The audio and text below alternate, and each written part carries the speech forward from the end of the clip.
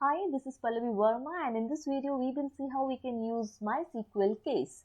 So I have already created a database called data test and a table CSE branch, and if we fire this command, we will get this data. So I have some of the entry in this table. So let's see how we can use the case in that. So I'll say that okay, select asterisk. I'm going to fetch all the columns and I'm going to apply the case.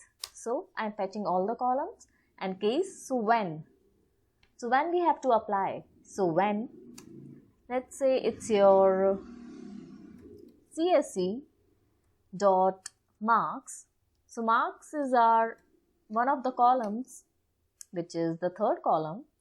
So CSE dot marks is greater or equal to, let's say, 35. So if student's mark is greater than or equal to 35, then we are going to set its status as pass, otherwise fail. So it's going to be then set pass, else fail. And we'll say that okay, just this one, and as remark. So it's going to create a remark column in our table, and then I'm going to say that okay, from which table. So it's going to be your CSE branch, and I'm going to make its alias, which is CSE. So this CSE is same as this CSE because we had created its alias. So let's see what all data we'll get.